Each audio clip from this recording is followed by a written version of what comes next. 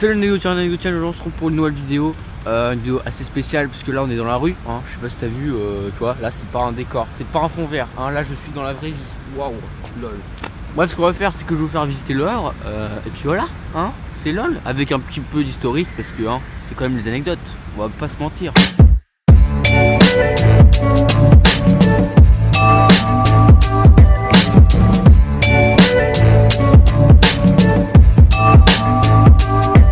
Alors faut savoir que durant la Seconde Guerre mondiale, au Havre il y avait beaucoup d'Allemands. Et du coup les Anglais ils ont bombardé le Havre en 44 d'ailleurs, je crois. Oui, 44. Et du coup là c'était tout déconstruit, enfin c'est tout défoncé, partout. C'était la merde, n'importe quoi. Et du coup le Havre ils se sont dit tiens quand même faut reconstruire hein, parce que... Hein, ah bah oui, ah bah si, c'est mieux de reconstruire. Ah je te le dis direct. Ah bah. Et du coup pour reconstruire rapidement et en grande quantité, et ben on a fait des espèces de trucs en béton un peu moche, enfin que les gens trouvent moche. Mais quand t'es à vrai, tu trouves ça beau. Je sais pas pourquoi, mais quand t'es à vrai, je trouve ça beau. Moi, je trouve ça beau personnellement. C'est un charme. Après, quelqu'un peut dire que c'est moche. Moi, je peux comprendre que c'est moche, mais ça va. Ça va, c'est pas si dégueulasse. Tu vois là, c'est un peu. Tu vois là, on voit les trucs en béton moche. C'est ça. C'est exactement ça. C'est le truc pas beau. Là. Et ils ont mis 10 ans à faire ça. Ils ont mis de 1954 à 1964. Voilà, tu t'as compris. Ça fait 10 ans si tu sais compter. Lol. Et tout ce quartier est inscrit au patrimoine mondial de l'UNESCO. Hein, t'as compris. On s'en bat les couilles, clairement, on s'en fout que ça soit inscrit au patrimoine mondial de l'UNESCO. Mais hein, ils sont fiers de le dire, ils sont fiers, on les laisse, ok. Donc là tu vois, c'est l'hôtel de ville, hein, lol, c'est beau, hein, il y a le truc là, et la grosse tige là, c'est marrant, hein, on rigole, waouh. Donc l'hôtel de ville a été construit par Perret, qui a construit aussi le quartier, hein, parce qu'on est dans ce quartier, hein, le même. On n'a pas changé, non, on change pas.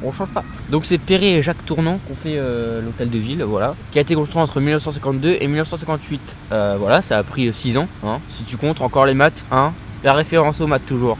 Lol. C'est encore du béton, hein, on s'en bat les couilles, mais c'est toujours du béton, hein, puisque c'est swag. Mais ça c'est joli encore, hein, mais les bâtiments ils sont pas beaux. Voilà, moi je vous le dis, les bâtiments de base ils sont pas beaux. Et la tour là que tu vois là, et ben elle fait 72 mètres. Ah non mais voilà c'est tout, hein. Y a pas besoin de plus. Bref, là-bas il y a une salle de 700 places, et voilà c'est tout, hein, c'est un petit théâtre cosy, on s'y sent bien, personnellement on s'y sent bien. Et vous savez il est où le bureau du maire de Édouard Philippe, hein, le pote de Juppé comme on dit. Et bah moi je pensais pendant des années qu'il était là en haut, mais en fait non, en haut c'est une salle de réunion qui pue la merde, qui pue la mort, totalement la mort. Et en fait lui il est au 2e étage par ici là, il s'en bat les couilles.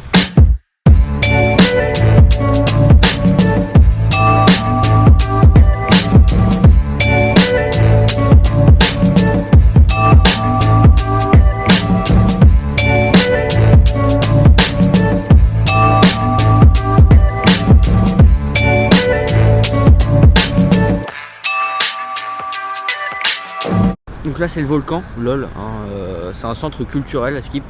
Et c'est Oscar Niemeyer qui l'a fait, hein, le brésilien, qui a fait beaucoup de trucs dans le monde. Les travaux ont duré 4 ans, entre 1978 et 82. Et genre dedans il y a une salle de je sais pas quoi, je sais même pas ce qu'il y a dedans en fait, personne ne sait, hein, je suis jamais allé. Enfin là en fait ils l'ont reconstruit du coup, enfin ils l'ont reconstruit, non ils ont reconstruit à l'intérieur. Du coup je sais pas absolument pas ce qu'il y a dedans, parce que je suis pas allé. Mais avant il y avait un cinéma pour des films un peu nuls. Bon bah là on est sur le bassin du commerce, hein, le bassin du commerce c'est ce truc là, hein, le truc l'eau. Ben, là on penserait que c'est beau mais en fait c'est dégueulasse dedans, hein, il y a des trucs pas très catholiques dedans. Bref sur le bassin il y a une petite passerelle ici, hein, comme ça on peut traverser, ça restera une passerelle. Et cette passerelle a été réalisée en 1969 par Guillaume Gillet. Il a reçu le prix de la meilleure réalisation en métal de 1972 avec ce truc. C'est cool hein, bah voilà.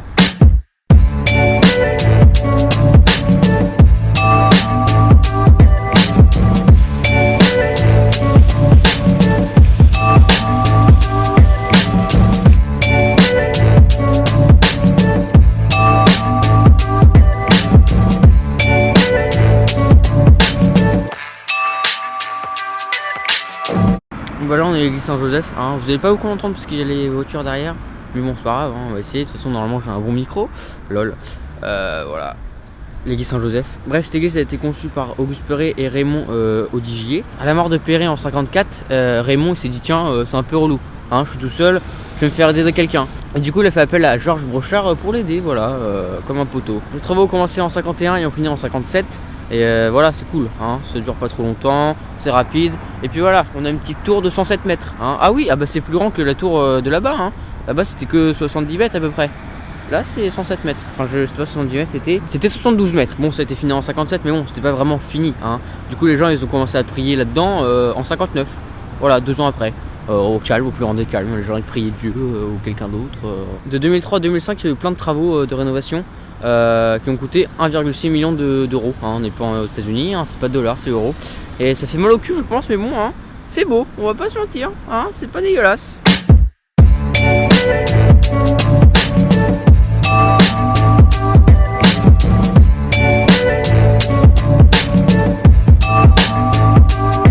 Bon, le Havre c'est avant tout un port hein, qui est le deuxième plus grand port de France et un des plus grands européens. Et normalement on serait vraiment super fort au Havre si on faisait pas la grève.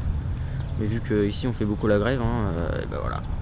C'est la merde, on se fait baiser à chaque fois, voilà. Là c'est le musée Malraux, hein, c'est beau, hein, on aime bien le musée Malraux. Avec le petit œil hein, qui regarde sur la mer, ici la mer, lol, t'as compris hein. Là c'est de l'art.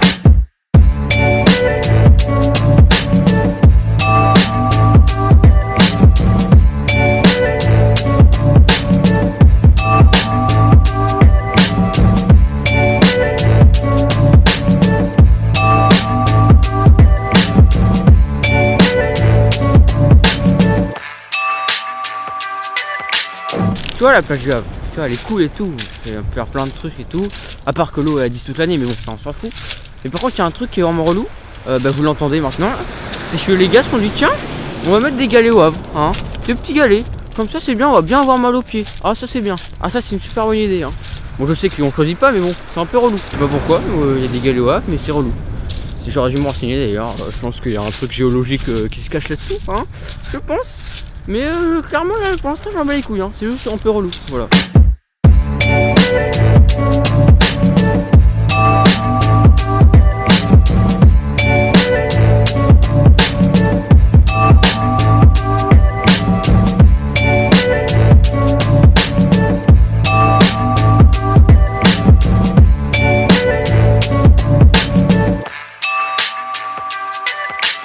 Bon, il y a plein de trucs au Havre, hein, mais je vous laisse le découvrir. Hein. Venez au Havre, venez. Je suis pas payé du tout par l'office du tourisme, mais bon, hein, venez quand même. C'est bien. Le Havre, on dit que c'est moche, mais ça va.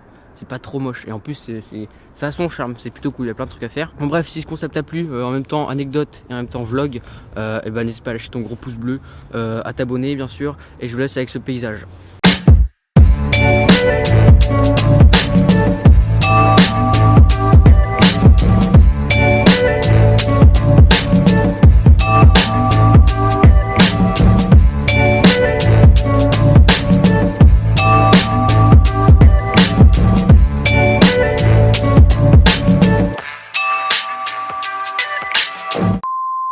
C'est vrai que sur ce plan là on dirait vraiment une bite, on va pas se mentir, on dirait une bite, hein, clairement.